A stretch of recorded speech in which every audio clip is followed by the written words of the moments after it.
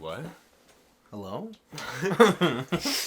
Welcome to another episode of Roving Slant. It's been a month since you've seen our last podcast, and then it's been a month since you've seen the one I haven't uploaded. So, yeah, it's been a month. yeah, it's been a month according to the internet time. I haven't even seen you in about a month. Yeah. It was like a couple weeks, right? Yeah, it was a couple weeks. I was in Florida, so. And then you were sick. And I was sick. I still have a little bit of sniffles, which you'll hear on the podcast, because why would I edit that out? If you get sick, I can stop working. Yeah, there you go. See, yeah. It's a benefit. Yeah. It's a benefit. Then you can get a break, a much-needed break to do all the things that you're thinking about doing while you don't have the time to do. And I'll just play video games. Yeah, and then you'll just play video games to recover. Exactly. And then you'll have like a day or two where you're recovered and you want to do the things that you wanted to do while you're working but couldn't because of the time constraints, and then you'll play video games again. Yeah. There we go. Except this time, I'll sweep the floor. Okay. Yeah. Just add it on. Add just a little bit. I'm like, hey, I worked hard today. I deserve 8 hours of video games. Those 5 minutes of sweeping, those really put me out of my misery. That was a lot of work. Yeah, gee willikers. Anyways, man, what have you been up to? Or should I just talk about myself? What do you want to do? Okay, do you want to do, like, I go, you go? Sure, like, you start. We can start with, like, just before we did the last podcast that's not out yet. Yeah. I was about to go to the cabin for hunting season. Okay. And so I went to hunting season with my dad. We drove up. I drove over to my parents' house. He drove us. And, like, we talked, like, the whole time up. It was pretty good. You know, he was just talking about politics and how... Oh, that was right after voting, too. Mm. It was, like, midterm or whatever, voting. And so I told him that I wrote in my name for, like, some of the stuff I didn't know anything about because I didn't research. I'm like, oh, I'm not going to just vote some random schmo in. Yeah, well, that's a good strat. Yeah, so I'll just write myself and maybe I'll win. So, I did that. He didn't like that, though. And, like, I understand why, but at the same time, he was telling me about, like, the whole government being corrupt and stuff, and, like, if my dad ever listens to this, hi, Dad. So, like, the whole thing, everything's being corrupted, right? It's all, like, corrupt and stupid, but that's why you should vote Republican, because they're going to fix it. But I kind of went into, like, I don't really, you know, I kind of see it as, yeah, it's all kind of just wacky, whatever, and doesn't matter who you really vote for, because it's just whatever's gonna happen, right? I don't know. It's very... I agree with you, and this is actually really pertinent, because one of the things I'm working on in my game right now is it's a series of commercials that play, and the commercials prevent you from killing yourself, and which is hilarious. But one of the commercials is like politicians debating, and what happens is each politician is like, one's red, one's blue, and they argue at each other, and then they try to lure the voters with money, and then eventually they get angry at each other and go to fight each other, and then after fighting each other, they're going to combine into a double-headed eagle, because they're the same. They're two big-mouthed people that feed the same stomach, essentially. There you go. So it's funny that you mentioned that, like, and it's also funny how, like, people can recognize that the system's messed up, but still believe that, like, voting for the other guy is gonna help it. It's like, exactly. I don't know. There's a hint of irony there, and man, the system's messed up, which is exactly the reason why you need to spend your hard-earned vote on this guy right here. Exactly. Yeah. It's like, this political system's messed up. Vote for my side. Yeah. I'm gonna fix it. Like all the guys before me, I'm gonna fix it. And then the guy who says that he's gonna fix it actually probably doesn't get voted, because maybe there's a small chance that he was going to. Mm-hmm. So the thing that controls the hydra of political heads. Well, yeah, whoa, it doesn't like that or what, I don't know. Anyway, just as a quick aside, no, I'm not going to do that. Anyway, so cabin. Yeah. We go up to the cabin. We hang out. We get there. People are already hammered. There's only a few people there. So we, go there. You take a few shots. I brought up some liquor from Iceland. It tastes like Jaeger, so black licorice. Mm-hmm. Nobody likes black licorice, but I wanted to dump it on someone, so I poured some shots there. It was fun for the first night, and then towards the end of the night, my uncle unexpectedly brings out a giant bag of marijuana, and he's like, "Yeah, this is my home grow," and it's like a giant, like huge bag, like a 1 gallon bag, halfway filled up. Okay, and he's like, "This is from one of my 32 plants." I'm like, yeah, holy shit, dude. He's like, "Yeah, I had the seeds or whatever and just planted them." Like, "Yeah, that's a lot." And he's like, "Yeah, I haven't smoked this stuff since I was 20. You want to do it?" I'm like, "Okay."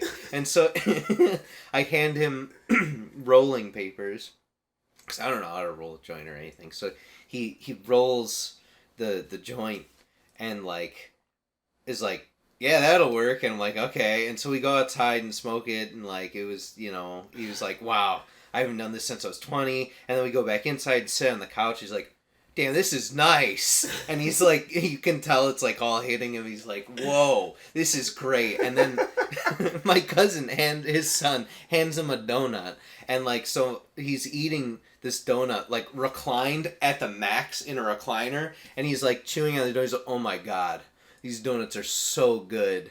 You can taste like the flour, the eggs, and he like takes another bite. He's like, "There's sugar."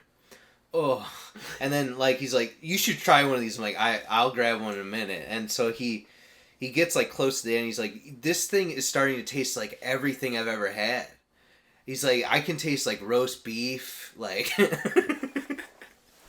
he was having a good time. Yeah, it sounds like your uncle went hard, bro. Yeah. So, but I mean, like, I didn't know he grew it. You know what I mean? I didn't even expect that. It was like a freaking wild card in the last second. I mean, geez, 30-something plants. What is he doing? He has a giant garden normally. Oh, okay. He grows a ton of peppers and tomatoes like every year, and he makes like giant things of salsa and stuff, and it's pretty cool, That is awesome. Yeah, and the salsa's really good. He makes some damn good salsa, so But the weed group is pretty good. It's pretty good. I'm not much of a connoisseur or anything, but like it's better than the stuff from a store, which it kind of reminds me of like, if you grow your own vegetables, they taste better than the ones at the store. Maybe it's the same deal, right? Yeah, no pesticides, assuming you grow it all natural and. Well, it's not. Most of it's grown indoors, right? Okay. That's like people don't grow it outside because then people would steal it. Yeah, so it's all hydroponics. Yeah, hydroponic, greenhouse, some stuff. Obviously nothing beats just pure sunlight. Throwing it outside. I would say most of the stuff is probably grown in like other countries too, and we import it, especially if it's off season. Yeah, different things. Really? Yeah, marijuana. Like not maybe. Well, I don't know. South America does have more sunlight, and we have like winter seasons and stuff. They just grow it in hydroponics here. Yeah, that's true. Inside, like grow lamps and junk. Barns. Yeah. Yeah, and then like all of it's like genetically modified too. Mm-hmm. So like they just maximize like you're just gonna get super blasted on this stuff, whereas like obviously. Welcome to my strain of Cocoa for Cocoa Rainbow Puffs, where every time you take a hit, you find yourself at the end of a rainbow and a bunch of leprechauns slapping your face. Like I don't know if I want that. No, but they know the people want that. Yeah. Yeah, but dude, I just want to watch Looney Tunes and just forget the fact that I have responsibilities. I just want to forget I'm living. Oh shit. Let me hit that. But anyway, and like cousins and family all came. There was hunting. I flew a drone. I can show you pictures. I have a drone that I flew around. It like snowed a ton while we were there, and so like there was a gap where it wasn't snowing or windy for like, I don't know, an hour. So I went out into the woods and just like flew my drone up and just took a bunch of cool pictures. That was fun. Yeah, and then, my uncles and everybody, like we had a full house. Like you've been there. All the beds were full. Like people were sleeping on the couch. So like, it was pretty intense. It sounds like a good time though. Getting the whole was. family involved and everything. Yeah, it was like, as I was there, I'm like, it's just nice, like, being around everyone and, existing and, like, I wasn't really worried about anything, you know what I mean? It was easy. Mm-hmm. So, Whether it was the pound of weed or the no. Yeah. No, it was funny too because like the next day, like so after that night. By the way, we were the only people up, so nobody else even knows. Other than everyone who listens to this podcast. Yeah, that's true. Which is your whole family. Yeah, which uncle? Yeah. Anyway, but the next day. So, do you know what liquid death is? We have some at the office. It's like fancy water. Yeah, I haven't tried it yet. But... Did you get any flavored ones? No. Okay. I think we got the plain just to see. Okay, so it looks like a beer is the idea, and so you can like sip it, and people are like, "Oh, that guy's drinking a big beer," but it's just carbonated water, right? So, I was drinking one of those at like 11 in the morning one morning, and everyone was like, "What you got there?" I'm like, "It's liquid death. It's water." And you're like, "Oh, okay, yeah, it looks like beer." I'm like, yeah. Yeah, it does. That's really funny. Yeah, but I got like one of the flavored ones. I wanted to try it was mango. It was pretty good. I love the packaging. Yeah, it looks if they're trying to advertise water to be cooler because kids aren't drinking water anymore, then fucking sold me, dude. Shit looks awesome. I'm all in. Yeah. I want to look like a hardcore skater boy every time I down a glass of those. Let me do a sick grind while I drink this liquid death. Yeah. But, yeah, no, it was a good time. That's pretty much the cabin. It was a fun time. That sounds like a good time. Sounds like a good family time. Yeah, it's my turn. But first, do you want to try a sip of that? Have you had one yet? Oh, you didn't even say what it was. Yeah, so... I see you taking sips. Yeah, I've been sipping. I've been doing chicory like a drug. No, it's a coffee substitute with no... caffeine in it. It doesn't replace coffee for me, but it does. It's pretty interesting. I like the flavor. You like tea? I mean, like I know you like tea, but it's pretty good. Yeah. It reminds me of I've actually had tea with this in it. I remember the flavor. That's interesting. It's supposed to be. I mean, the back of the package says a bunch of waxes poetic about all the things it can do for you health wise, but. For me, it's just another drink in my arsenal that I can drink that doesn't have caffeine. Yeah, damn. So I was gonna say like I could interest you in some green tea. That's like pretty good. They like it's a Japanese one, and they put the leaves in a pan and like roast them. Oh, that's pretty epic. And like you can taste that they roast them. It tastes a little bit like I don't know how to explain it, but maybe like some rye toast that was cooked. Like toasted, but it's liquid. I don't know. It's pretty damn good though. So yeah, I'll have to give that a shot. There's other things I want to try too, matcha and things like that. I know those probably have caffeine, but whatever. Matcha has caffeine, but it's delicious. Yeah, you get shots of green. So I just want to turn green, bro. Oh, actually, when we were down in Florida, it was kind of interesting. We got I think the package said like simply wasabi.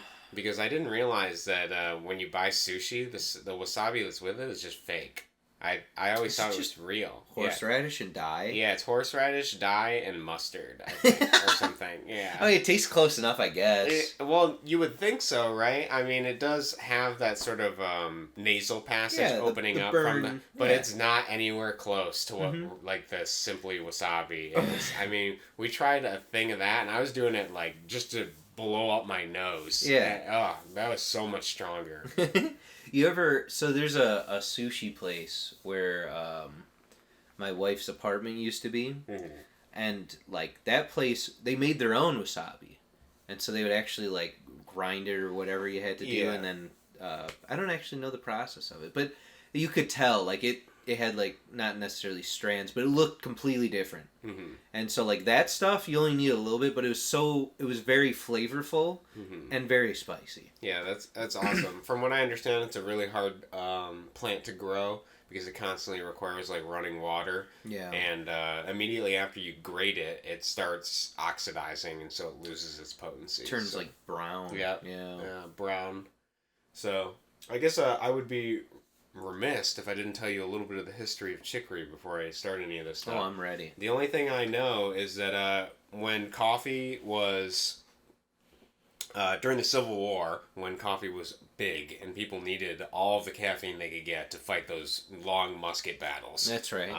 Eventually, the supply lines to the South were, I guess, broken in order to demoralize them or get supplies or something like that. So the South started grinding up chicory to put with coffee, and then it's stuck ever since. People just do they. I wonder if you could do like a half and half blend. I bet it would taste pretty good with half and half. Yeah, in the South, I guess they do mixes of chicory and coffee and things like that, which I'm sure would taste great. Fine. Not bad, yeah. Huh. So. Damn. But yeah, other than that, I guess I could start with the. No. Oh. What? Power of Now. It's true. I continued the audiobook. Oh, well tell me, how do you feel about it? I mean, like, I'm still listening to it, and I'm like, yep, yeah, uh-huh. Oh, yeah. That, I forget, oh god, this was a couple days ago. So now I'll say the thing that I was going to say earlier. Yeah. I'm very burned out of work. I've worked a lot of hours, like, over weekends and stuff, and I've been, like, working 2 jobs at the same time. But, like, it's work. So I've been working a lot. Yeah. And so, like, my mind's a little bit frayed a little bit from that. But the Power of Now, I did have, like, one thing that I should have wrote down to say about it.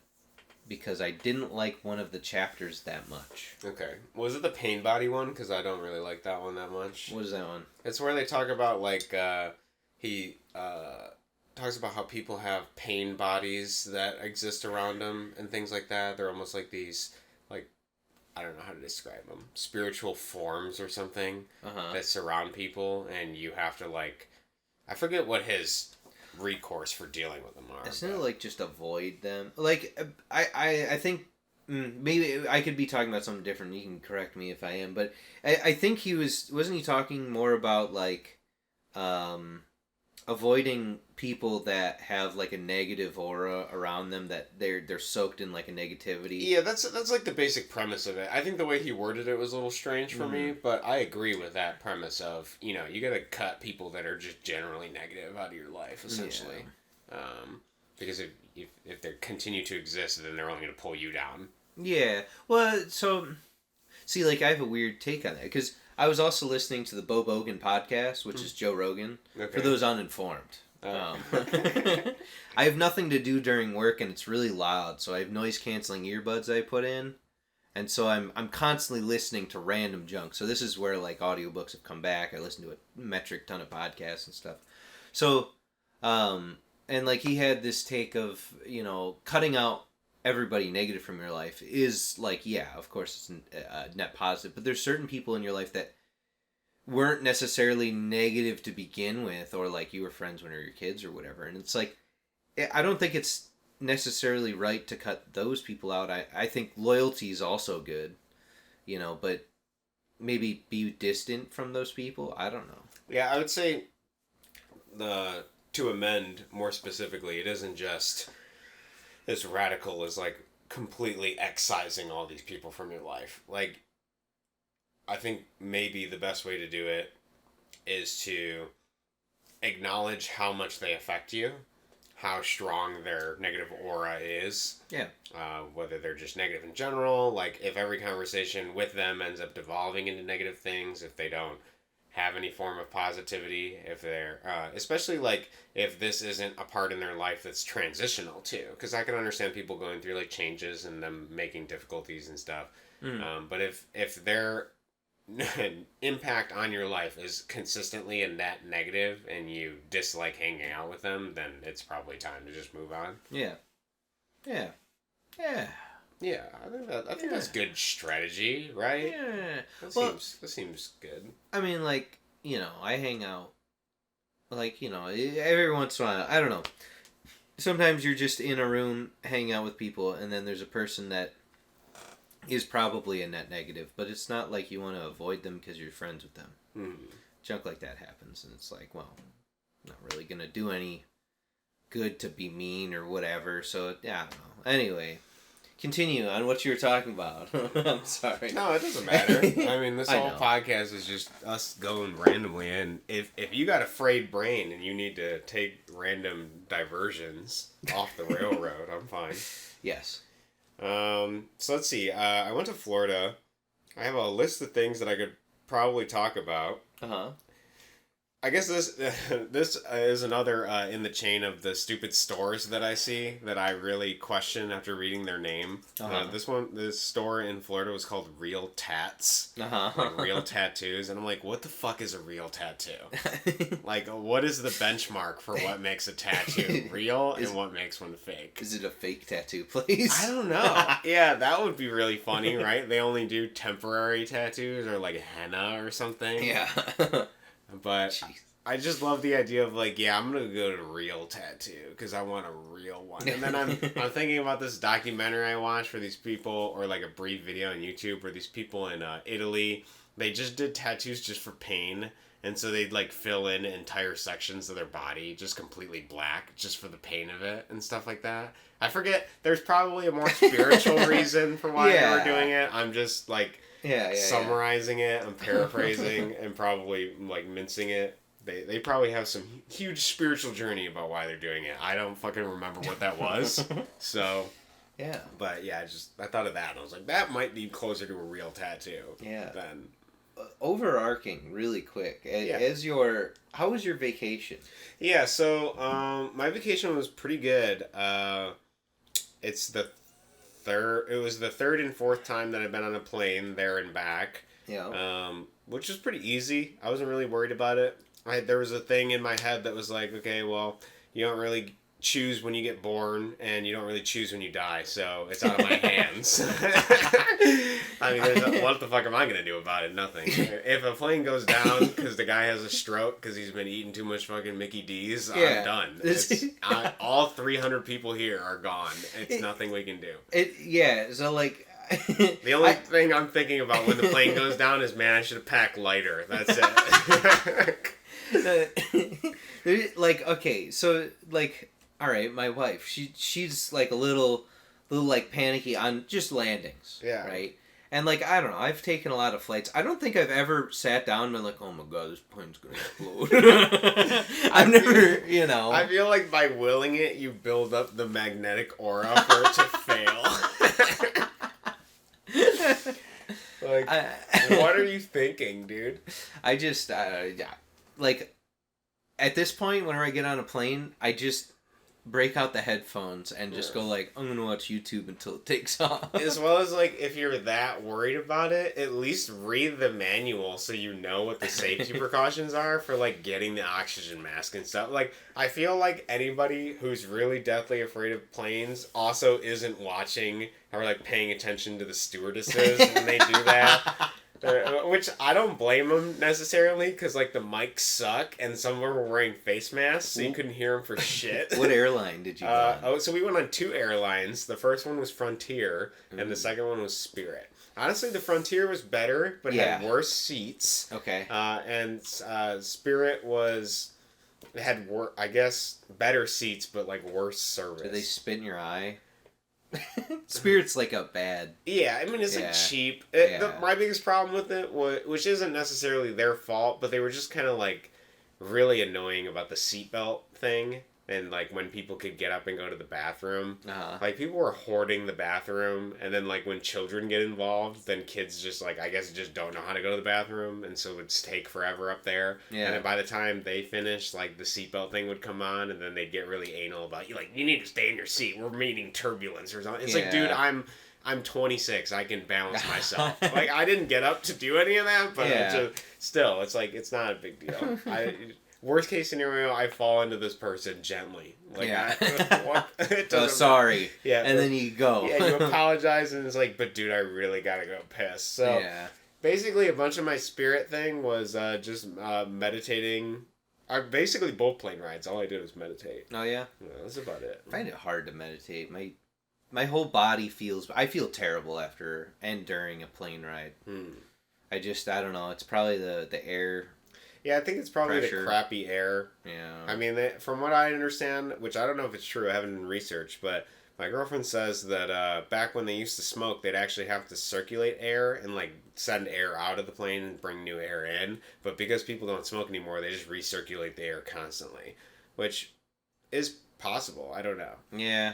Well, it's probably like the new design for airplanes. It's probably like, oh, we don't need to put in the air intake anymore. Yeah. It's more aerodynamic. We get 3 something. more miles per gallon or something. But yeah, in general, plane ride was smooth. It was definitely like 2 hours compared to 20 something of driving.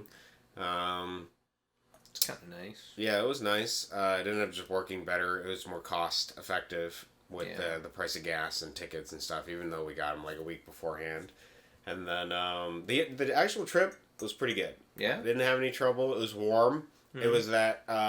well, it was warm for some days and it was cold for others. So I didn't really have that, like, I feel like I'm degenerating by being in Florida sort of thing. How cold? I think the coldest it probably got was like 60 with wind. That's, like, nice. Yeah, it was pretty good. Honestly, it was like perfect weather for, for living here. Yeah, like if I had that right now, I'd be like, wow, I'm gonna go put on a t-shirt. Yeah, just go outside, go sit. Yeah. It was great. Actually, it was funny because everyone that we met could basically tell that we were from out of state because we were wearing like shorts the entire time, and everyone was like dressed in sweaters and things like. I'm like, dude, it's like 65 out here. What is the point? I mean, if it's whatever. Ugh. But yeah, my grandparents rented a house, which they did for like a month. B&B? No, it's not B&B. It's some other thing. I think they just go to a website for it. But the most interesting thing, which is probably not interesting for the people that are down there, but it was basically after the hurricane. So we got to see all the wreckage and everything kind of around. A bunch of places still closed, different like hours for businesses and things like that. I got to see a red tide, which I've never heard of in my entire life. What is that? Yeah, so it's apparently when algae blooms, like they have these algae blooms, which is either from the hurricane displacing algae or the government like feeding the algae with retarded chemicals or something like that. Uh-huh. And what happens is the algae blooms and it's like red and it uses all the oxygen in the water, so which kills all the fish and like birds and other stuff that eat it. And it gives you like a respiratory problem from breathing it in too. Like my grandparents were like kind of coughing quite a bit because they kept going. Well, my grandma kept going to the beach and things like that. Jesus. Yeah. So it sounds negative. Yeah, it's pretty negative. When we went, we only went to the beach once, and it was supposed to be low red tide because you can check online for what the red tide warning is. But it was still pretty like murky yellow. It was like a dark reddish yellow looking kind of water, and there's a bunch of dead fish. I say bunch, and maybe that's hyperbole. We saw a handful of dead fish, a dead seagull, at least one. Yeah. I mean, that's normal beach stuff. Yeah, probably. Yeah. I mean, the tide's just gonna bring in whatever. Yeah. So, and the only thing I noticed was that I had like a little bit of cough afterwards, but I figured now when I'm young, I might as well have to deal with the algae. On the asbestos. Yeah, give me.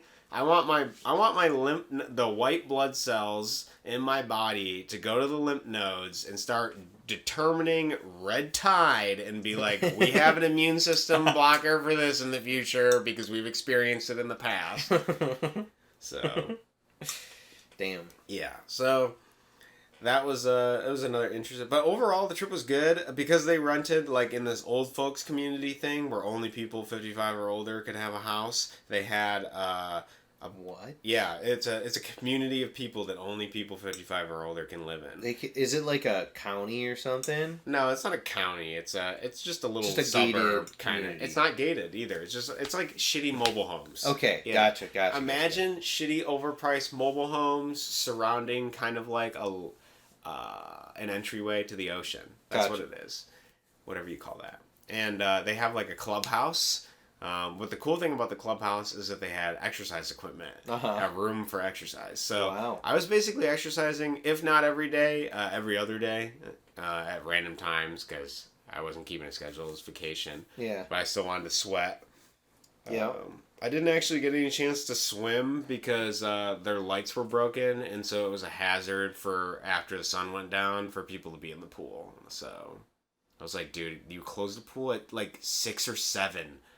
I'm up till like 12 to 2. I just want to use the pool, but just break in. Yeah, honestly, I should have. Nobody would have known. Yeah. I mean, just swim. I love swimming, dude. Worst case scenario, I could have just outran any fucking old person. They would have been like, What are you doing in there?" Run away, scurry like a bug. They shine a light and they're like, "Damn! If only the light was working in the pool." Yeah, I'm just wearing a bunch of mirrors so it reflects back at them.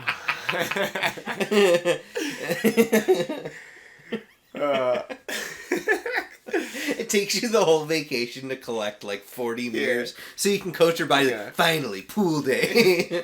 Yeah, honestly, something we did down there that was really fun too is we did a bunch of thrift store shopping, like a metric ton of it. We got a bunch, which I got that random board game you were looking at earlier. Yeah. Which I guess I can mention. I got a copy of Back in Time, Fayette County, Pennsylvania, which is just like it's an old 90s or 80s version of Monopoly, basically, but it was so esoterically specific to that county and Back in Time that I was like, I gotta get it. It's too stupid. Yeah, I know none of the historic relevance of this place. Yeah. But here it is. It's like, man, this is $5 well spent. But it was interesting because down there, probably because of the old population, you could definitely get things like crutches and wheelchairs, old medical equipment, all show up in thrift stores. Very easy. I smell an easy way to bring that to other states. Yes.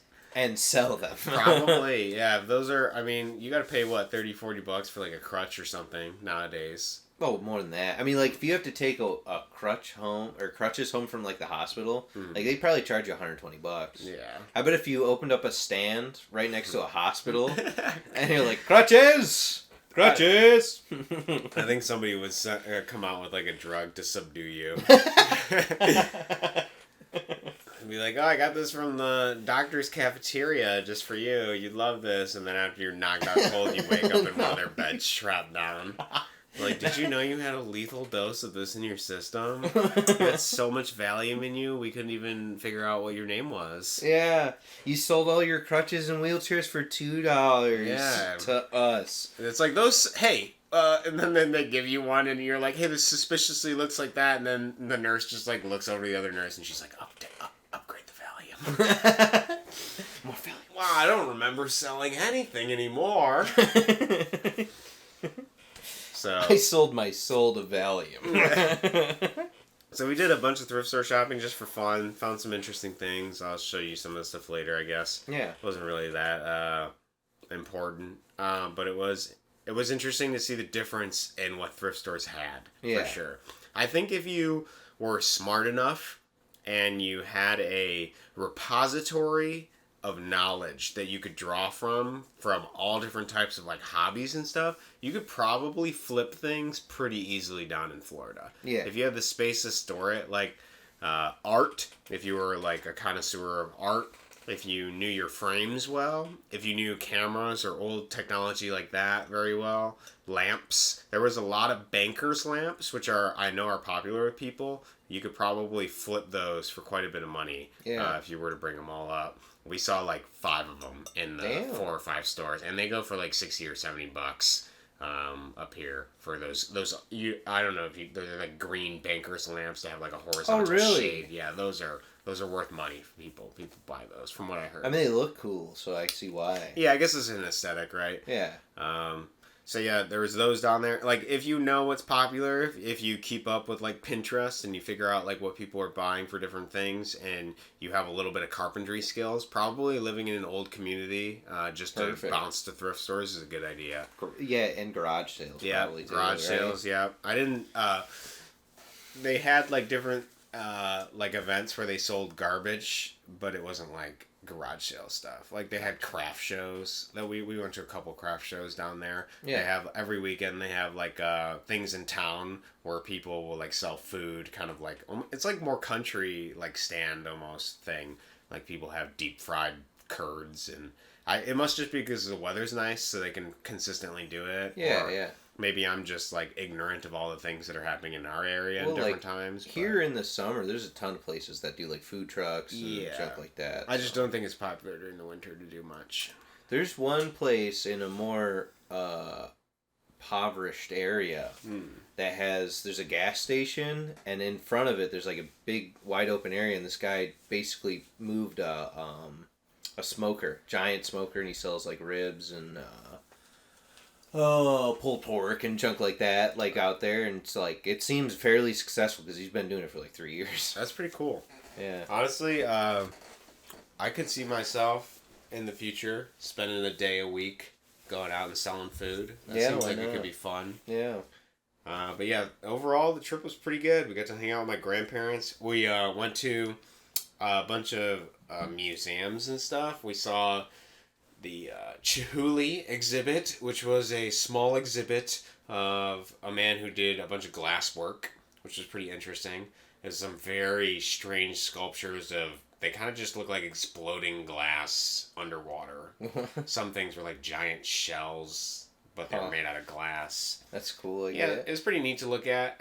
It was pretty difficult to conceptualize without any understanding of glasswork, how somebody could like ring these things into existence. So I'm sure after I feel like it's going to be a delayed effect where I'm going to go look that up and then I'm going to be like, whoa, those were actually super impressive. But just looking at the glass there, I'm like, God, I hope I don't bump into this shit. Like, I don't want to knock it over. I mean, that's basically what the experience was like. Yeah. And there wasn't that much to see. The most important, well, not most important, but the one I enjoyed quite a bit, significantly, was we went to the Dali Museum. It was awesome to look at all of Dali's work. I think the best part about it is that, like, here, if you go to a museum, like the DIA, they have, like, a bunch of guards that prevent you from looking at the shit up close. Yeah. That drives me insane. Like they call over the speaker, like, sir, please get away from the picture. It's like, dude, just put some glass on it or something. Yeah. Why is it even open like this? Just prevent me from doing it by... Yeah. Like, why do I even pay to go to this? So... at the Salvador Dali thing, though, they had museum glass, and you can get as close as you wanted those pieces. You could look at the artist's hair preserved in the acrylic of these stupid things. You get every brush stroke. I bet I could see his fucking spittle on there if I brought a black light. I'm sure it's still preserved. Jesus. So yeah, that was awesome because you can just walk right up to it. You can look at it at all angles. You can like squat under it and look up. I mean, they don't care. It doesn't matter. So damn. And then they had the most interesting of his pieces were these huge, like, basically room-sized pieces that took up entire walls that were, like, almost, it had to be, like, 2 stories high. I don't know what the actual thing of it were, the actual measurements, but they were, like, his masterworks, and those were super impressive to see. Those did have, like, a rope in front of them, because people could just walk up and touch them otherwise, but it was very interesting. That's cool. Yeah. Damn. I liked seeing it. Some of the pieces were really interesting. Some were terrible. One of his pieces that was pretty funny was his lobster telephone, which we got to see there. It's just a lobster. It's ugly. Yeah, it's ugly, but it's there. A lobster telephone. He has some statues too, which were pretty interesting. It wasn't a giant. I would say it was overpriced, only because there wasn't that much to see. It was only like a room. And then you go look at it. So if you spent like all day there looking at the pieces, then probably fine. Whatever. You get your money's worth. But there wasn't as much as I was expecting for a museum called the Dali Museum. But I'm sure those cost billions of dollars to get those pieces. I don't know. Maybe I just didn't appreciate them enough. I'm not sure. Yeah. Damn. So that was cool. I think one of my favorite days was on Jade's birthday. We ended up in like a weird... adventure. This is the best way to call it. We went to the botanical gardens, which was awesome. Those is worth the value. Yeah, I mean, I like that almost more than the museum because while the pieces are like really cool and learning about the artists is like really neat, dude, something about just nature. Oh yeah. And plants and seeing weird stuff grow. Yeah, I'm really into it. So. That was awesome to go through the botanical gardens, and then afterwards we were walking in the city of Sarasota, and we ended up at an auction house, and we were looking at really expensive pieces that they were auctioning off, trying not to bump into anything or nudge it in case we'd be liable for breaking it, because it all looked really fragile, it all looked really antique, it looked very crazy. Oh yeah. And we ended up meeting a guy down there, and then he hooked us up with an artist, and then we went to the artist studio, and then talked to him in his studio, and then he recommended us go to an artist colony of all these awesome artists that each rent out different studio space at this colony, because they all are working artists and things like that. And then we talked to every artist in the artist colony for at least like 20 or 30 minutes a piece.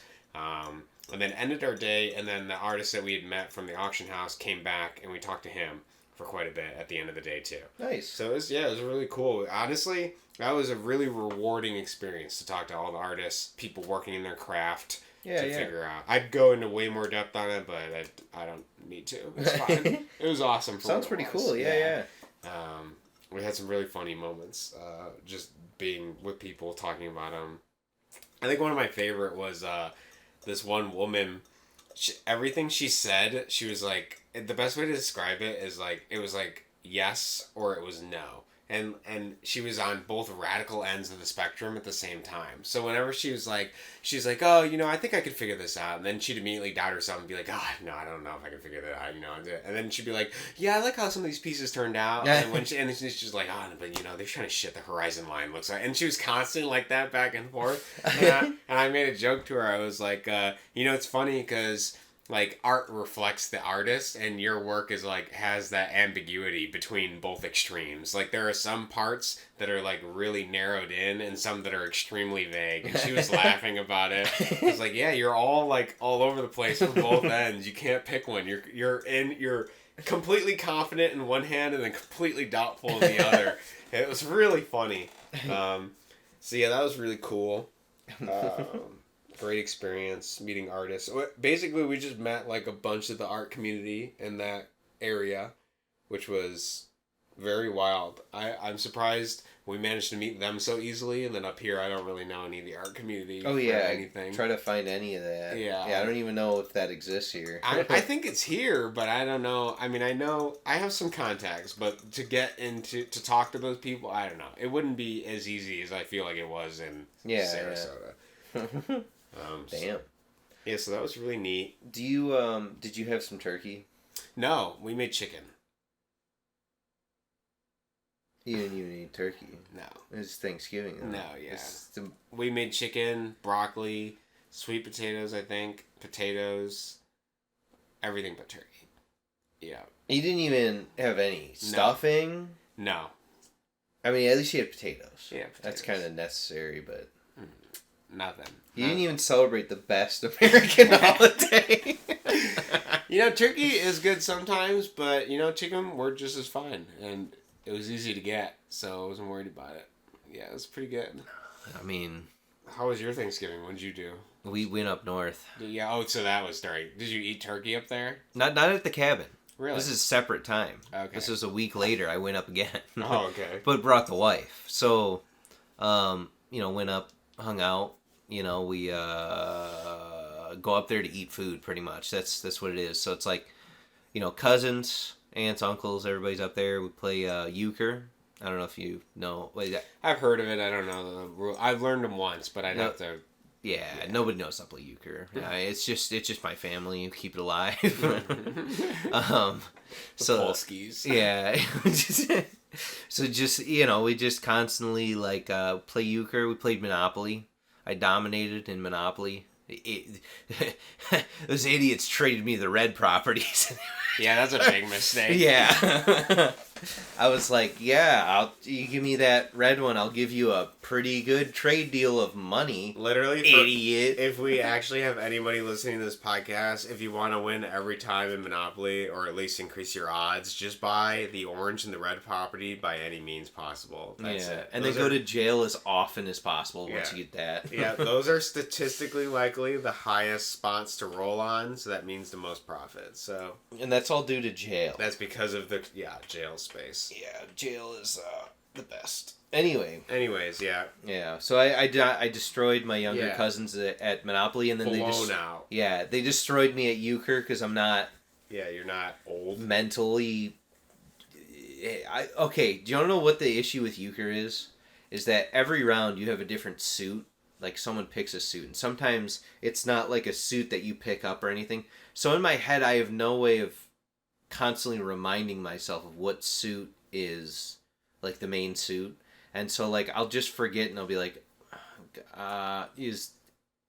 I'll have to like ask again, and everybody just trolls you because they're like, you're just terrible at the game. And like, if I just had one little indication of what the suit was, I'd easily be able to play euchre pretty well. Yeah, it's just you have to have like a reference card for some of these games because Yeah. the suits, like that's the only reason I'm bad at poker is because I don't know the value of all the cards. If I spent a lot of time worrying about the suits and the value and all that stuff, Yeah. like then I can make sense of it. It's not hard. Yeah. I've heard magic skills transfer quite significantly into poker, so I don't see how. Poker's pretty straightforward. I don't think I could tell you. I probably have to play a lot of poker to tell you. You ever play poker? I've played a little bit. I can distinctly remember one game of it in my life. Wow. Yeah. I've played poker a few times. I know my way around a poker. Yeah, too. you know your way. But anyway,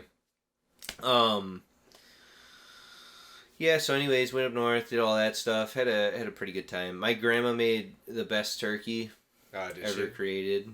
It was really good. Like honestly, it was probably the best turkey I've ever had. Okay. Yeah. So, best gravy. Hers, best stuffing. The years prior have been better with the stuffing, but like, you know, she made like the usual green bean casserole, sweet potatoes, regular potatoes, and then she made her own cranberry sauce. Oh, I don't even like cranberry sauce. Yeah, usually I don't like it because it's just out of a can. So. Yeah. No, she like pureed it and... Wow. Yeah. Your grandma went hard, dude. I'm coming to your Thanksgiving next year. She always does. That's why I'm surprised you didn't celebrate the best holiday. Yeah. It's because my family always has like the best time. Do you want to take your... No. I'm good. You don't want to take the... Is that a spam phone call? No, it's a phone call from my family, but they can wait. Damn. But anyway, and then stacked firewood for a day. That was fun. Did a lot of firewood, a lot of axing, a lot of picking up, putting down. That was good. A lot of moving. I actually, like, that was a day after Thanksgiving, and, like, it actually felt like I burned off most of Thanksgiving. Just all that manual labor right afterwards. Exactly. It felt pretty good, so. That is good. It was just a relaxing time. Anyways. Yeah, I guess to throw back into my ballpark, we went to Magic Kingdom as well. And then we went to Disney Springs quite a bit when we were down there too. Disney Springs? Yeah, it's just this open air shopping district thing where you walk around and spend a lot of money, basically. Yeah. But it's pretty. It is off the water. Springs. A lot of people. Yeah. It was what I would expect of something ran by Disney, basically. Do you know if you die on Disney's property, you don't have to call the police? Really? I don't know if that's real. That's probably true. They probably have their own actors that come out in costumes that come from the underground tunnels. Yeah. That pull you off. Yeah, and they just drag you into the sewer system. Yeah. And then they replace you with actors again. Yeah. So it's like, oh no, I got better, guys. Yeah, they bring out the villains that eat things, like Ursula from The Mermaid. Ursula eats and things. They have the Ursula character like consume your body just to hide you inside the costume, so it looks like it's part of the lore.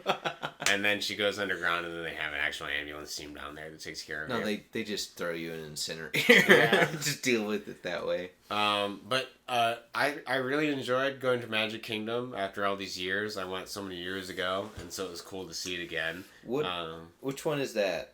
So that's the one for children. Is it the one with the castle? Yeah. Okay. It's the one with the big Cinderella's castle. Yeah, okay. I forgot that was like the most identifying thing while we were there, basically. Yeah. It's like in the middle.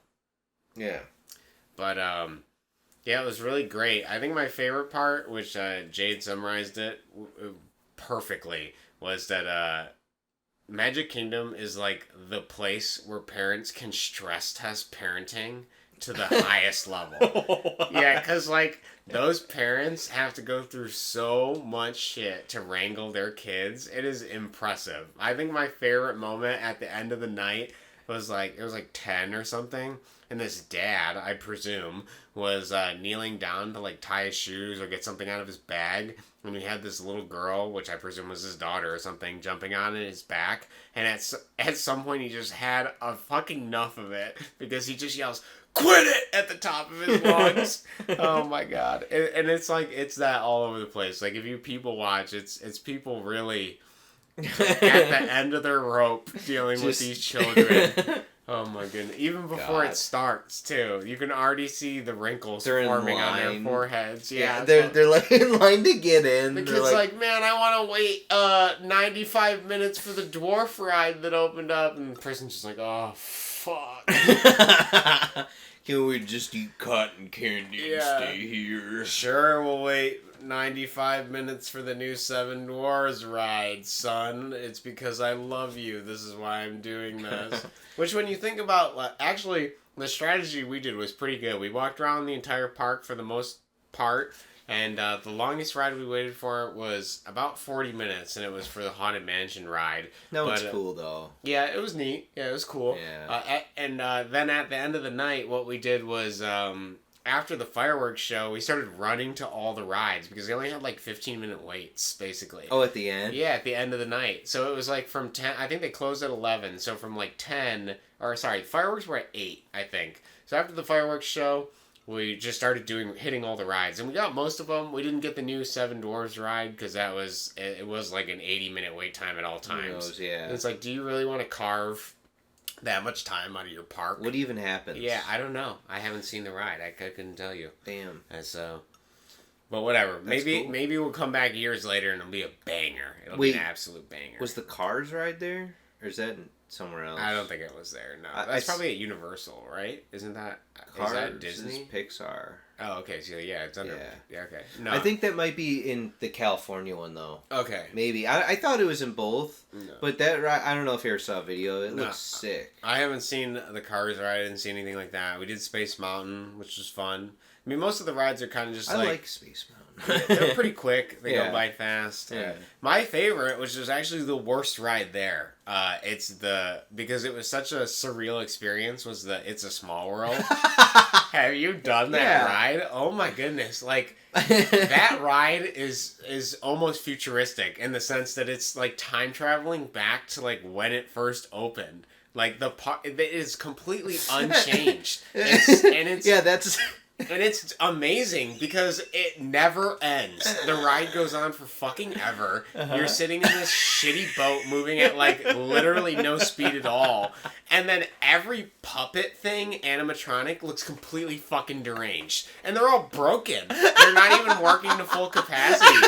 So half of them like look like they're having like little seizures. And then even better is it doesn't have any of Disney's, like, immersion stuff that they've done recently. So, like, if you look up, you can see this painted black drop ceiling with holes in it. Like, wherever there's something that suspends from a rope, there's a fucking hole in the ceiling. And it literally looks like everything's on the verge of breaking. And the fact that they even have the ride going is just a miracle in and of itself. Like, while we were on the ride, Jade was like, the best part about it is, since there's no immersion at all, it's just a bunch of separate rooms, and so you have to pass a threshold for every room. Now you're in the Eskimo room. Into the next country or whatever. And the best part about that is there's so many fucking thresholds, and you think it's gonna end every time.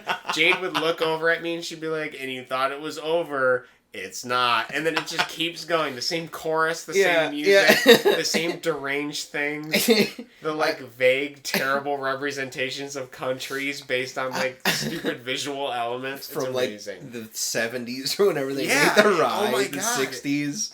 Well, this was like the 50th year anniversary of Disney that we went. So 50 years ago, that's probably when that fucking ride opened, dude. Yeah. And it looks it. It doesn't look like any... And there's coins in the water all over the place from people making wishes or something. Probably wishing to get off the ride as fast as possible.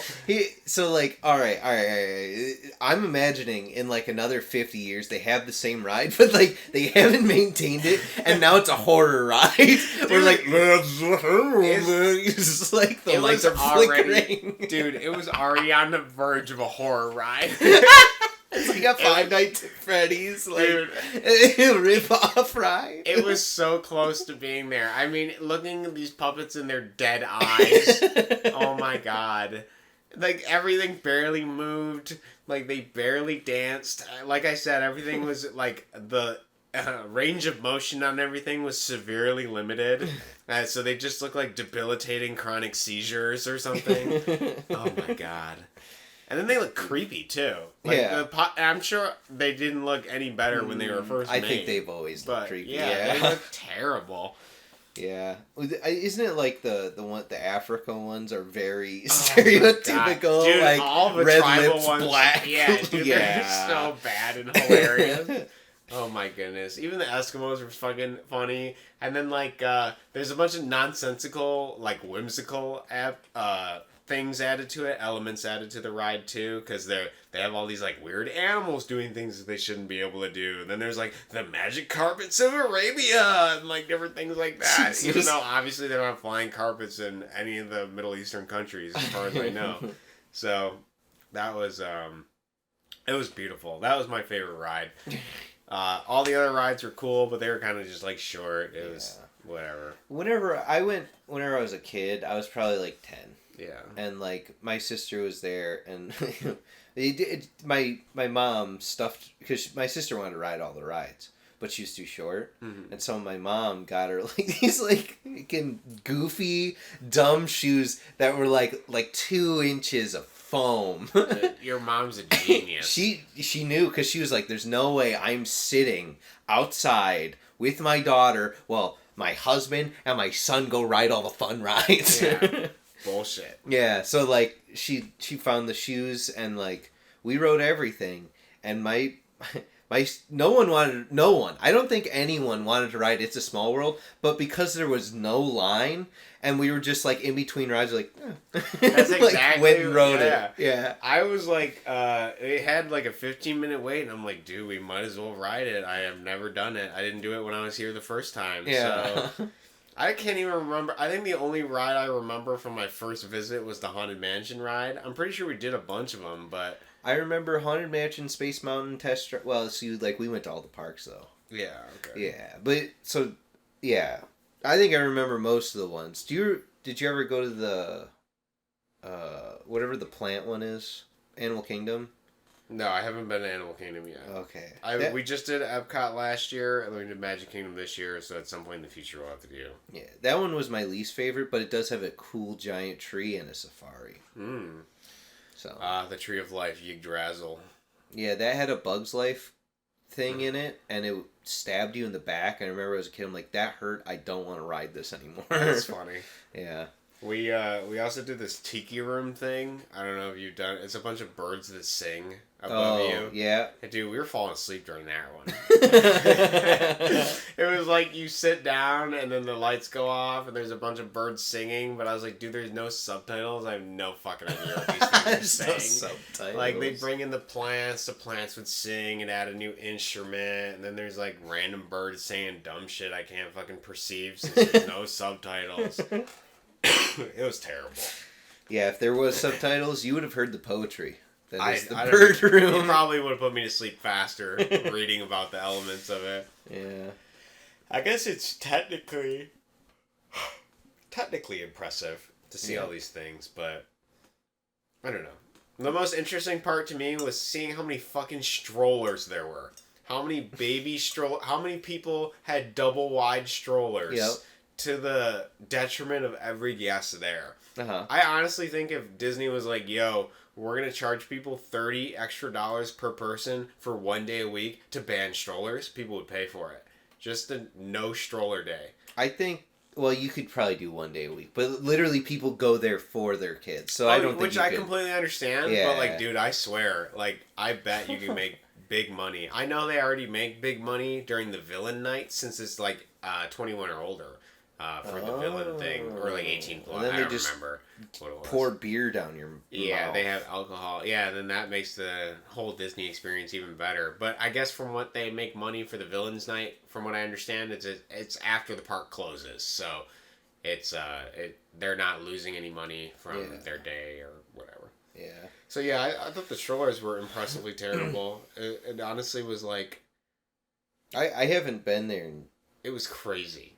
It was absolute. 16 years. But... We did go to dinner too, which is kind of surprising because I know those have like month-long waits. Yeah. You can't get any of those tables the day of, if ever. So we went to the Lady and the Tramp dinner, and it was pretty good. I didn't like my main entree, but that much. I got some spaghetti meatballs. Italian thing I can't pronounce. Oh, okay. It was Italian sausage and noodles, basically. Yeah. But the garlic bread was very good, and the mozzarella sticks were very good as well. That's all that matters, actually. Yeah, their garlic bread, they had this like cheese pouring sauce, Parmesan thing you could put on it. Ugh. It was like... That sounds good. Yeah, it was super good. I honestly was like, I'm just going to fill up on the bread. I mean, I don't even need the rest. Yeah. It was amazing. So, it was pretty good. Obviously, most of this was funded by my girlfriend, so... But shout out. Yeah, shout out to my girlfriend for bearing the load until I make money. Do we do a big ups? Big ups. Big ups to your girlfriend? Yeah, big ups. Yeah. Big ups to her. You can only give one of those out per podcast. This would not be possible if it wasn't for my girlfriend and her love of Disney and my grandparents bankrolling the food while we were down there. Wow. So, yeah. Damn. It was good. It was a great trip. It's a good trip. I feel so rejuvenated from it that now I'm...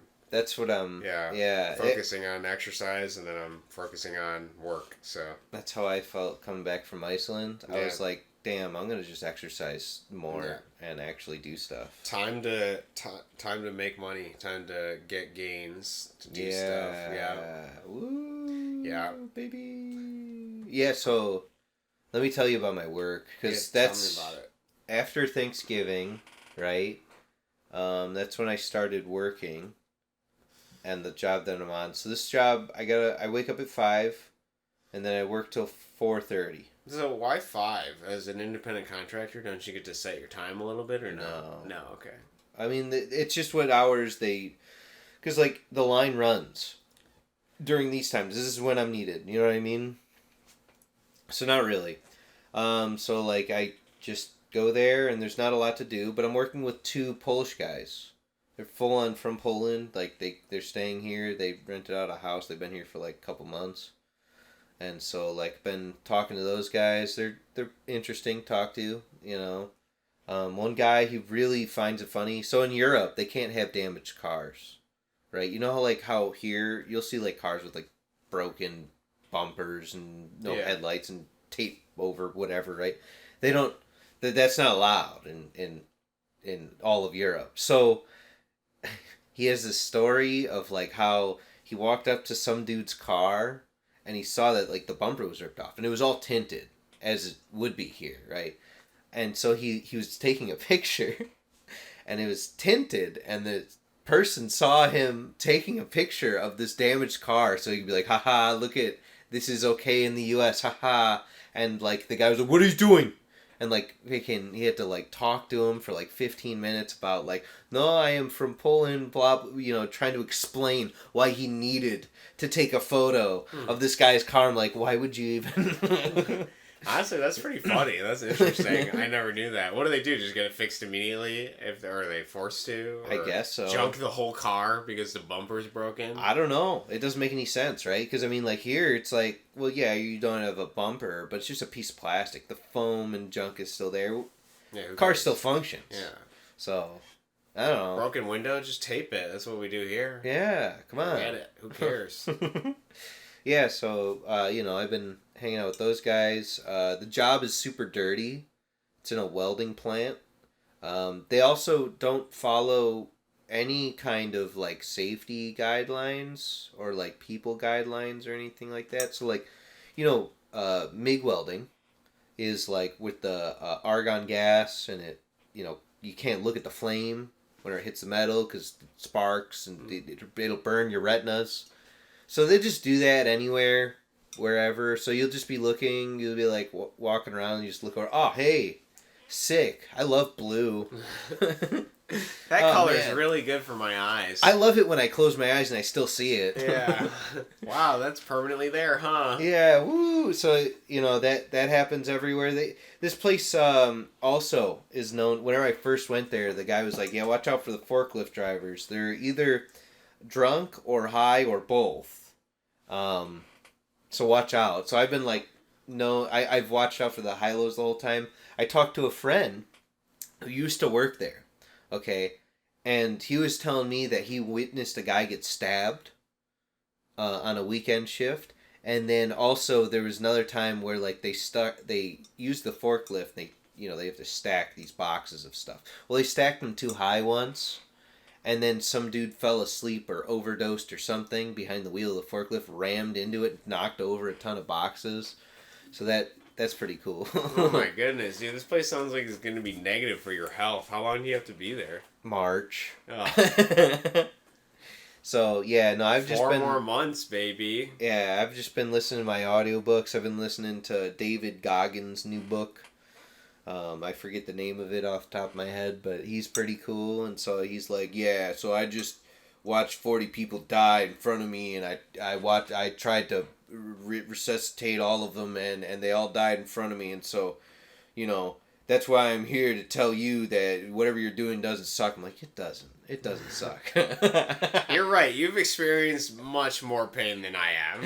Yeah, well, like, dude, he's like whole knee thing.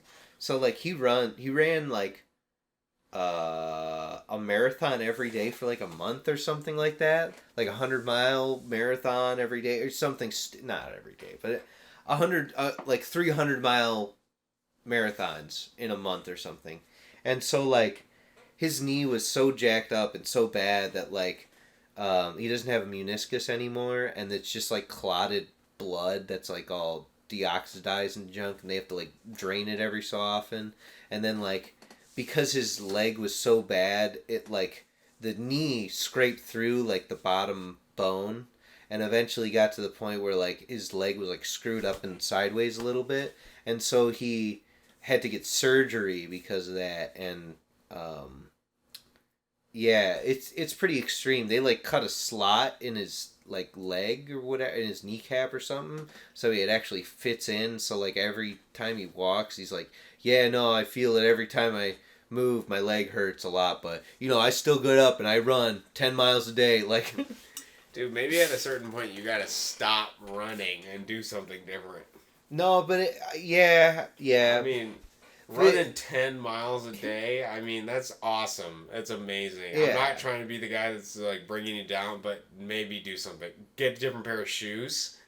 I mean, he probably does. He probably figured it. He'll figure it. Yeah. Well, the thing is that his whole thing is like, he used to suck and be a loser, and then he was like, I brought it around. Look at me now, baby. It's almost like, yeah. His whole story's pretty good. Yeah, I do want to read his story. It does sound compelling.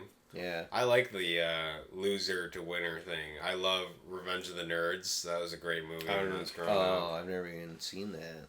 Yeah, it's this bad old movie. Oh. I got one of these, which is a flipper. Oh man, is that a new phone? No. Wow. No, the sticker on there. Oh, the sticker on there. Oh, you bought a flipper? Yeah, I got a flipper. I'm going to be in prison for the next episode, but... Yeah, we'll do it through the prison wall glass. Yeah, and you can hand me the mushrooms through the wall. I'll just squeeze them like Play-Doh through that grated hole. Yeah. Thanks, man. Okay. Dude, the boys are going to love this shit in here. But, yeah, well, I don't... Do I need to describe what a flipper is? Yeah, so it's like a little device that you can send out little radio waves and mess with stuff with. That's the basic description of it. You can send and receive. Send and receive. NFC, whatever. Yeah, so why did you get it? Why don't you talk about... For me, work.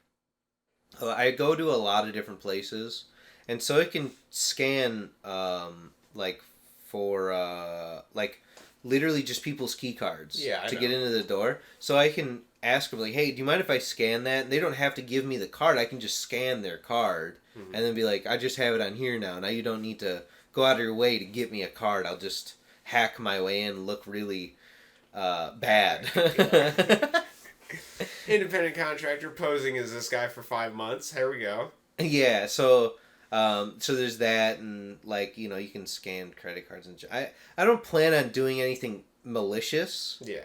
With it, which is what they all say. No. Yeah, but I just thought it was a really cool device. I mean, like you can open and close garage doors, so I'm going to tune it to my garage door in case my garage door opener breaks. It's just junk like that. It does look really awesome. It looks very neat. Yeah, it's just the cool thing about it is that you could get all of these things separately, right? So you get an NFC reader, a RFID reader, and a RFID writer, and all that junk. But the cool thing about this device is that it's all in one. So. And the software looks like it was done with care. I watched some reviews on it. I mean, it's got the beautiful dolphin animations and various other things. It literally levels up like a Tamagotchi the more you use it. That's pretty cool. Yeah, so I'm pretty, I don't have an SD card for it. It's coming Tuesday next week, so I'll eventually have that SD card, but, for now it's just Everybody's been, I've been watching all those videos of people messing with the Tesla gas tank or whatever lid. Opening, the electricity lid. Yeah, that's really funny to me. Weird. But, I'm trying to think of anything else that happened. I'm sure there's something that'll be like, oh darn, I wish I would have talked about that. Well, we got time, so I might as well mention some other things on my list here. Uh-huh.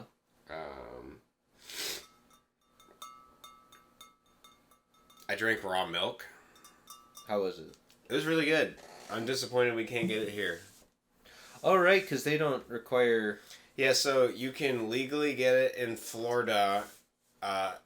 They just have to label it as not for human consumption, only for dogs and cats.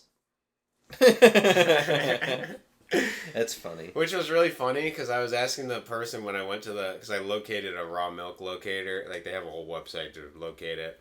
And we went to the place. It was like a farm market thing, and I was asking the employee like where it was at, and I was pulling it out of the fridge, and this woman walks up and she's like, "What are you doing with that?" I'm like, "I'm gonna drink it."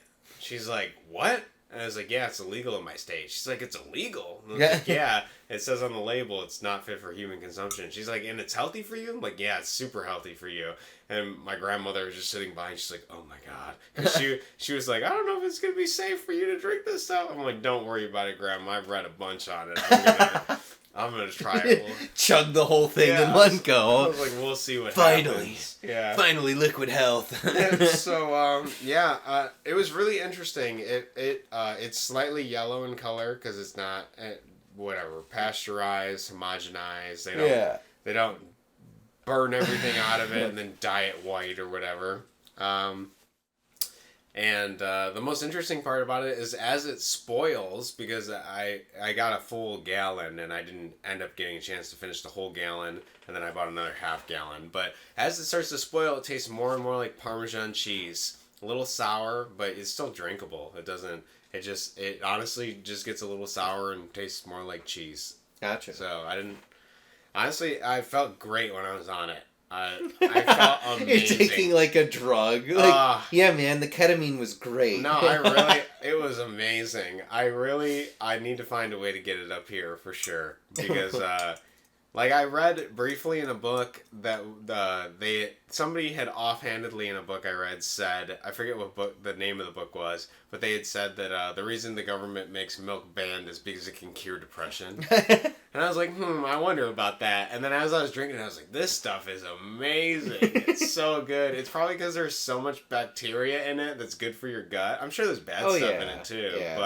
But because they don't kill any of it and it's all there, my inference based on, if you read the CDC website, they got a bunch of thousands of pages of information for why raw milk is horrible for you. Uh-huh. But as someone who drank it for 2 weeks straight, I'm telling you, that shit was amazing. I think the thing is the inconsistency is probably what they're... I think if you have like mass production on a scale and unhealthy cows, yeah, you're going to have a problem. Oh, yeah. But if it's raw milk and they're like on pastures and they're grazing and stuff, then that's fine. You can drink that stuff completely good. It just reminded me, there's a guy, oh God, no, I can't remember his name. There's a guy that has it's like a big pasture, and all he does is he has like free range everything. and it's like his whole farm. Like there's no, I mean, I'm guessing there's fences and stuff, but they have so much territory and stuff. Like they have pigs, cows, and chickens, and like everything just kind of goes out and eats and does whatever, and it's like completely renewable. And he takes carbon out of the air instead of producing carbon, junk like that. It was pretty interesting, and I really wish I need to look it up now. Yeah, we'll have to find it. I definitely gonna watch that. That's gonna be my future life. Yeah, honestly it was really cool. But like he sells like the meat and the eggs and all that stuff. It was pretty cool. It is awesome. Let me see here. You just I have to know. I have to remember. Yeah, okay? Just show him for the podcast so people know. Yeah, no, exactly. I just he needs his due. He's been doing good for the world. He has. And he's like a southern guy, and he talks like Miss Bell, and he, you know, he's pretty cool.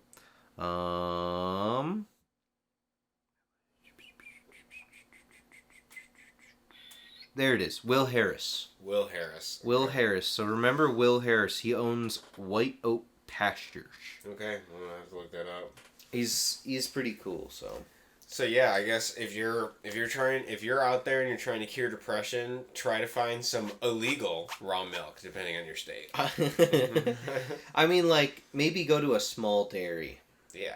A small one. I feel like you have better chances of getting good raw milk. Yeah, if you just know somebody that has cows and you build a connection, I'm sure you can get raw milk no problem. I'm sure they're drinking raw milk every day. It's probably even cheaper because of the fact that they just squirt it out of those damn cows and they don't got to do anything else about it. They probably walk right up to the cow like... Yeah. Be like, I'll get you a bottle right now. Yeah. The cow's like, mmm. Yeah, the cow's like, thank you. Yeah, finally. But yes, that was good. So if anybody tells you raw milk's bad for you, they're retarded. I don't believe it. I think I believe it for giant factory farms. Yeah, I believe somebody had a stomach ache once, and that's why we banned it. Maybe more than one. But yes. But otherwise, great for you. The only other thing I got on my list that I think is worth talking about is the $1 to $5 to press a penny. Now, I don't know if you've ever been to a place before. Yeah. But the best part, in my past, was to just take a penny and press it. Uh-huh. Okay? And that was it. You'd crank it. Now they're like, how can we monetize the cheapest possible thing here? Well, we'll slap a fucking credit card machine on this bitch. God! And you can pay $5, potentially, to press a penny. Yeah, Disney. Okay, wait a second. Credit card? Not even change. No, they don't even want your change anymore. They have a change thing in there, but it is also credit card enabled. And the idea of like paying $5 or $1, I can't remember what it was. Even $1 is ludicrous. Yeah. To press a penny. Do you know? And you don't even get to do it anymore. There's no crank. Yeah. It just does it for you. So me and the wife went to a museum last year, or no, it was the beginning of this year. The museum near us, and they have the injection molding machines. Yeah. Those are still 5 cents only, by the way. Really? Those haven't changed at all, and it's like, yeah, I bet it does still cost 5 cents to melt plastic because it's that cheap to make these stupid things. But like, there you go. You can get like an injection molding machine. Yeah. And it's just Disney. Because smashing a penny is free. Like, you literally use your hand. Yeah, to crank it. And it would... It's so dumb. It is so dumb. Out of all the things that you're going to, like, nickel and dime people on, and then they have, like, collections of things. They, like, collect all the smashed pennies. So, like, if you're an aficionado of smashing pennies and you want to get them all, you potentially got to pay quite a bit of money. A pretty Probably penny. Like $50. Yeah. for all of them. Yeah, to crush all those stupid pennies. I bet if you went on eBay, though, if, like, someone's got a nice book, they're, like, $150. Yeah, probably. You know what I mean? Yeah. Like, I collected all of them. I did all the work. And you're going to pay for my ticket for going into Disney. Mm-hmm. You know, the ones that had, like, separate, like, collectible coins or something? That makes sense. I get it. It's not the same... But it's, like, I get it. Why those are, like, $1 to $5 or whatever, because they have their own metal. And, I would prefer... Oh, Jesus. I would prefer like, okay, if it's a quarter, Yeah. okay, Great. okay. Yeah. I just grab some change in my pocket. It doesn't even bother me, right? I don't think about it. But as soon as you bring it up to the dollar range, now I'm thinking about it all day. Yeah. It's in I my just head. got the scam. Yeah. I'm trading one defunct penny Yeah. for $1. And 100 pennies. It's not even $1. It's $1 and a penny now. Yeah. It's costing me so much money. Whereas a penny, I wouldn't even think. Yeah. I wouldn't even. I'd be like, smash it. Let's see it. Yeah, I want to see what it looks like. Yeah. I'm ready to do this. Here, you know. Let me crank that. You know what? I have a new idea. Yeah. We make our own penny smashing machines, but we only charge 50 cents. We put them around the city and change out the press every so often and be like, new, limited edition, penny. Honestly, that would probably make bank. Maybe not bank, but if you had enough of those and you got people like interested with like the limited edition, and you don't print out a picture of the penny because it might be ugly. Dude, 100% profit, hear me out. You pay 1 penny that gets smashed, and then you pay 1 penny to unlock the mechanism to smash it. That's 100% profit. Why even be greedy fucking people about it? We still are making 100% profit. I think the harder part about that would actually be... would actually have people... Does anybody that you know have more than 1 penny on them? Yeah, because like sometimes you get change, they give you like 2 pennies. Yeah, but I mean, I feel like if I went into my car right now, I would have 1 penny exactly and like a couple quarters. What if we smash all the currency then? $100 bill smasher. Yeah, it origami folds into something completely unrecognizable. Yeah, it costs $100. So that's what it is. Yeah. Whatever you put in there, it'll do it. Yeah. But you got to put in the same amount. Yeah. And those $1,000 bills that we have that people don't use anymore, yeah, those. Yeah, we gotta support those too. Yeah. $2 bills.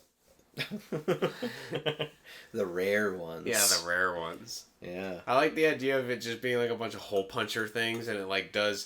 You know in Mexico on like the holidays they do those like really thin tissue paper cutout things. Yeah, it would be like that, but with money. Yeah. You'd stamp press that in there and cut it all out. Well, once our money goes to all digital, the dollar bills won't matter. Yeah, might as well just start burning money. I bet somebody's gonna really like this idea in a couple of years when CBDC takes off. Exactly. Yeah. Not to any. It's not gonna take off because we want to use it. It'll be taken off because the government forces us to use CBDC. Yeah. Well, once they automatically change, what even happens, right? If I have my money at a credit union, what even happens? Your money's just all fake digital nonsense. It's air. It's somebody can just accidentally fuck up and add a 0, or they can minus a 0. It doesn't matter at that point. I'm gonna just move it all to Bitcoin. It's all in the cloud. Yeah. You know what? If I have negative money whenever they change it over, do you think that there's like some mess up thing in the thing where it goes like, oh, now you have 9 billion? Yeah, it'll be like that Gandhi civilization problem where where the integer was so low and negative that it rolled over to the next possible integer, which was the highest aggression number, which is why India was the most aggressive civilization in the early civilization days. Exactly. They're like, we just want him to be passive. Nope. Why is Gandhi destroying and laying waste to all of my culture? And keeps preaching peace like a fucking hypocrite. All I care about is the peace of the people.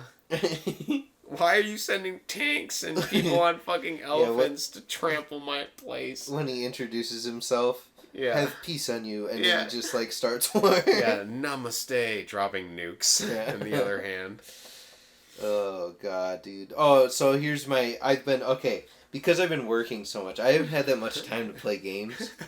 And so like alright, I'm gonna do this like in real life, and then I'll put it in the thumbnail, I think, because I thought it was really funny. So like what it is, I get home, I like run to my computer, and I turn on the computer, I'm like, yes, and I click on Overwatch 2, like, yes, and I play competitive match, and then I lose, and then it's me, I turn around at the fake camera behind me, and I soy jack and go, at the defeat screen, and then like as it like loads more, it's like bronze star. I'm like Holy shit. I'm just so happy to, like, play a game. And I'm like, yes, I did it. I played Overwatch. And then I run up to bed and go to sleep. Oh, my God. That does sound like it's your days, bro. You were playing some other weird game the other day. I don't remember what it was. Oh, I don't know. What, how weird was it? I don't know. You play a lot of weird shit, dude. I do. I was gifted a game that was, God, it's just like some dude just put a bunch of assets and it felt like something that you might have made in Unity or something. And it was just a bunch of assets with like an RPG system, but like you walk over to like an NPC and he goes like, hey, yeah, so in order to progress, you gotta talk to everybody in the town. Anyway, I'll be here.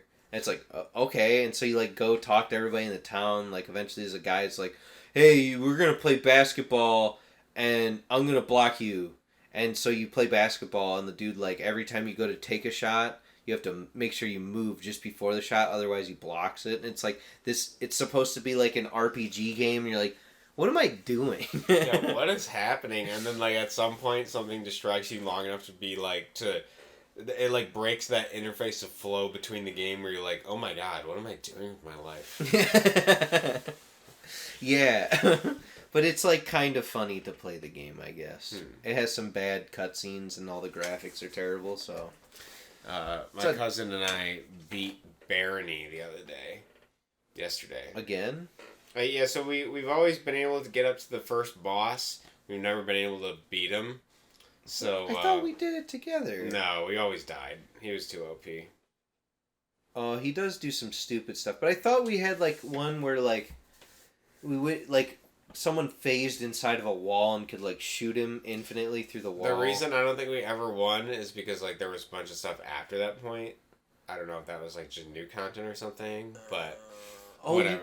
I think I remember exactly what happened. Okay. Whoever it was that got stuck in a wall and got to shoot the guy infinitely couldn't teleport out of the wall. And so we couldn't win, yeah. So we went back to it because they had a new UI update and everything that they put in beta. I don't really like the UI that much, but it was cool. We beat the boss, and then after we beat the boss, we're like, man, we finally did it. And then we realized there's more content. And I was like, oh my goodness, I'm already checked out. I don't want to play this, but I want to see what's next. And so my cousin loaded up Cheat Engine and gave himself infinite life. And we just ran through every floor. Yeah. Till we got to the final boss, which is two bosses. It's a duo. One's kind of like a range one. One's kind of like a melee one. And then they just destroy you, basically. But my cousin had infinite life, so he spent there wailing on him for probably like 5 to 10 minutes. And then we got to see the credits. Damn. I do want to go back at some point and actually beat it for legit. Yeah. Now that I know that there's more content to do with. But, man, our loot sucked.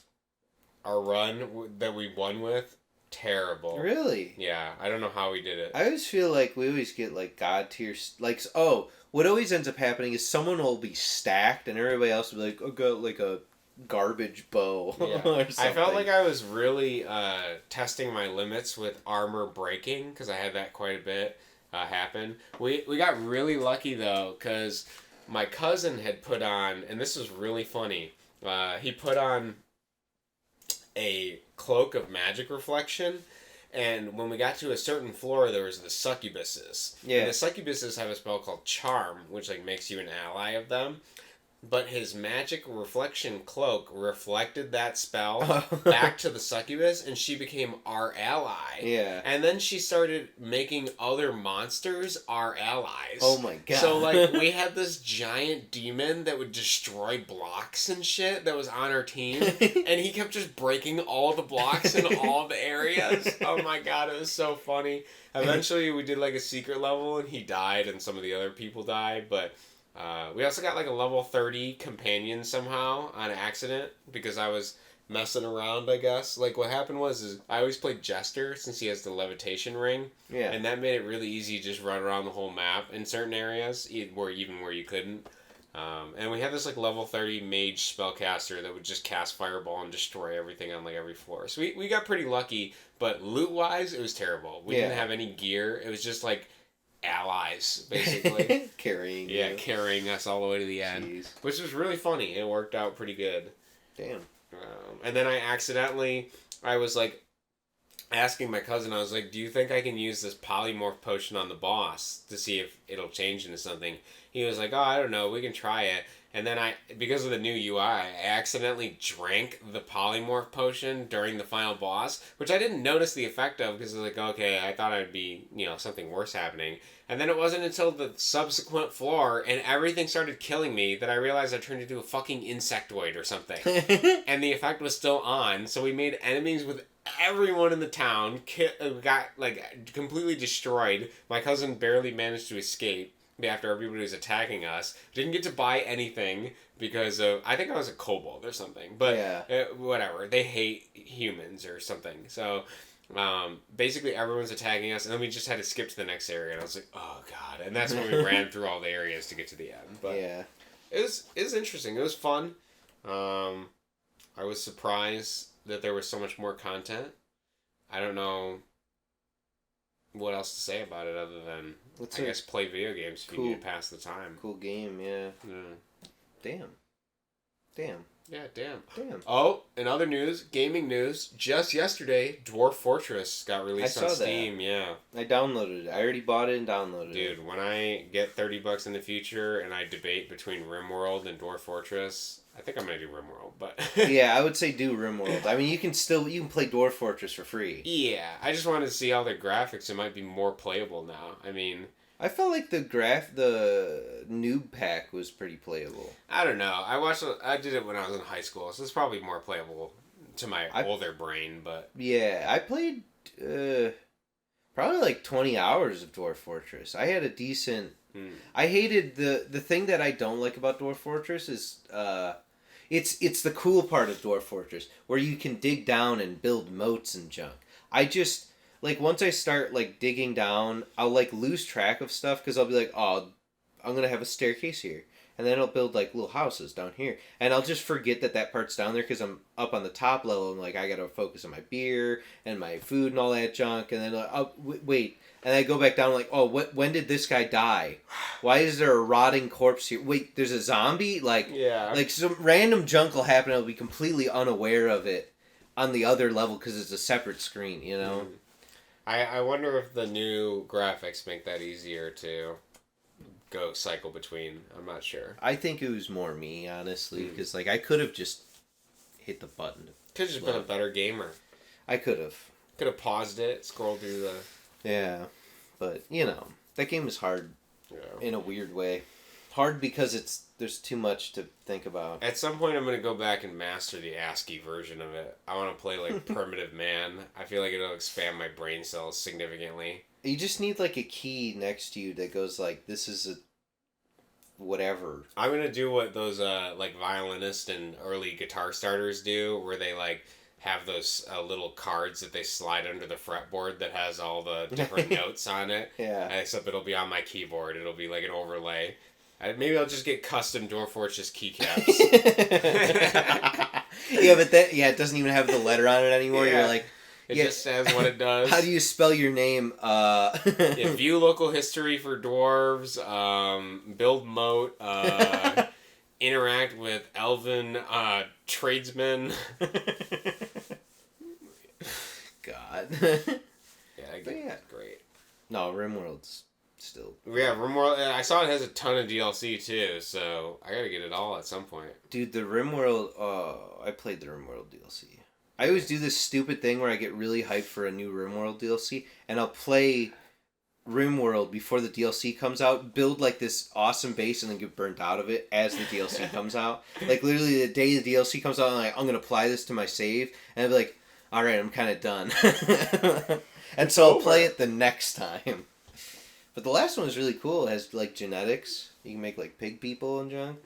It's pretty cool. Dude, that game that we played a while back with our buddies, that Rise and Conquer or something, whatever it is, that it was an RTS game where you have all those mods from the Steam Workshop. Wait, I actually have to show you something because I know what you're talking about. You're talking about... Where did it go? Oh, no!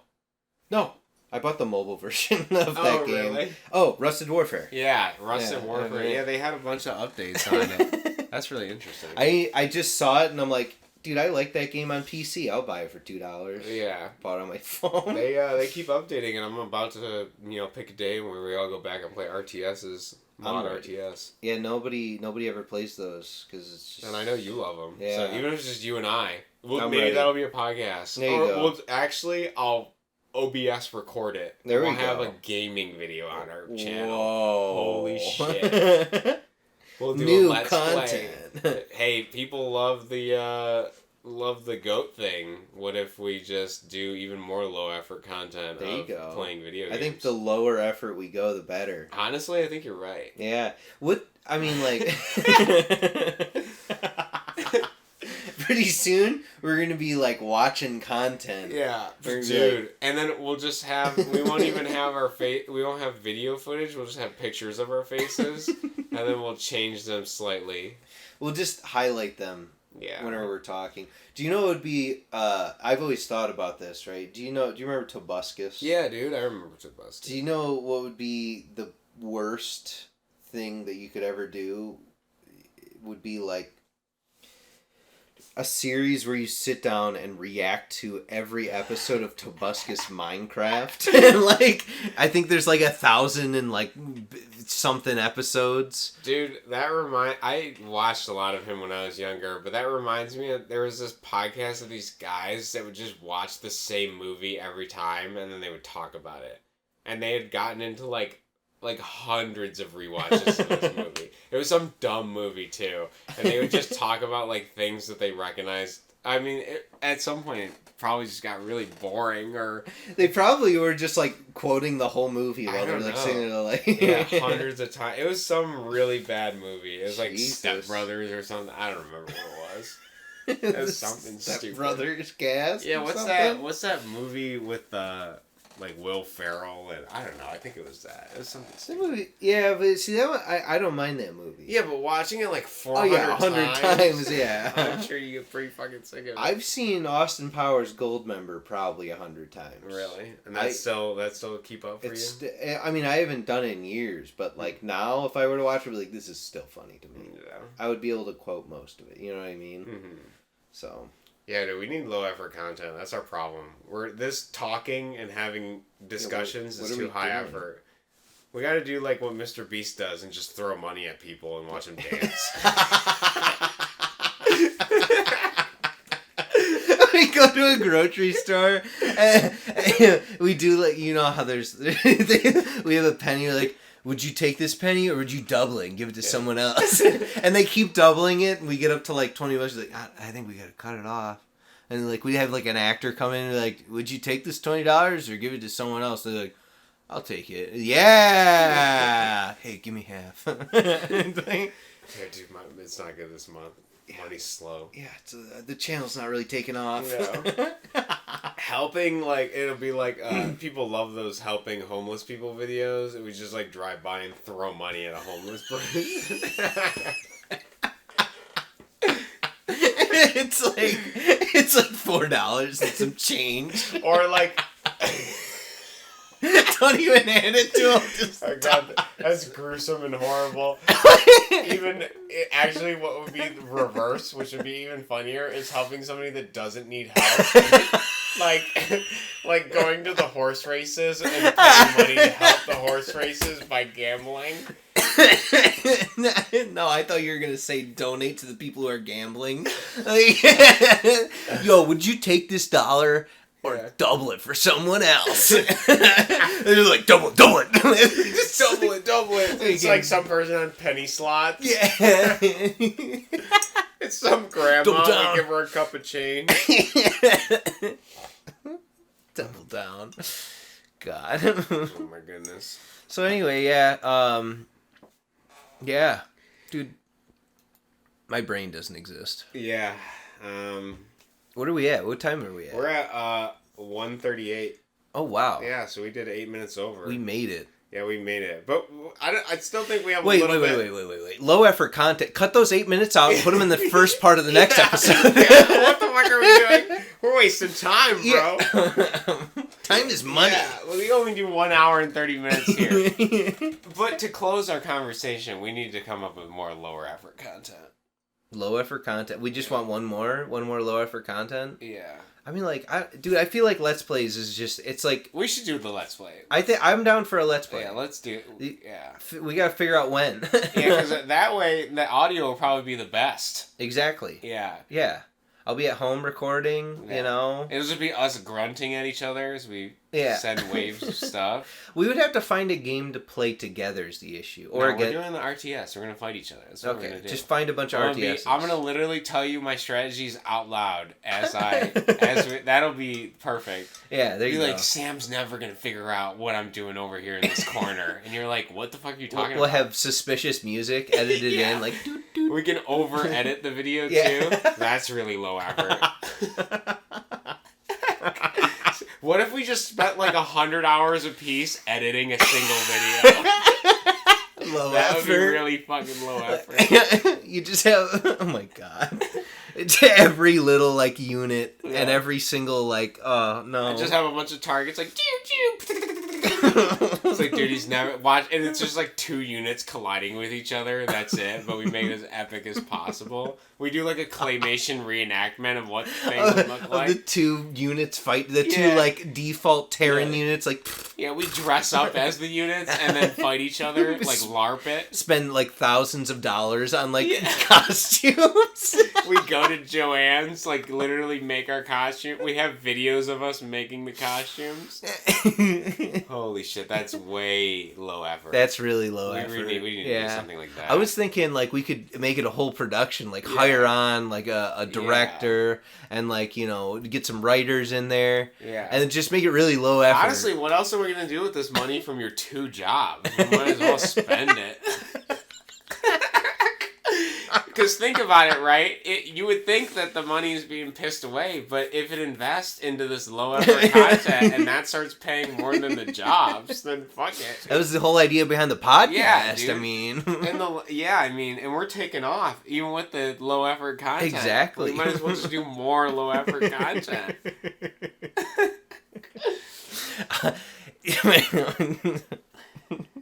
So anyways, yeah, I'll see you in the Let's Play. Yeah, we'll see you guys in the Let's Play. Yeah, our RTS Let's Play. There you go. Yeah.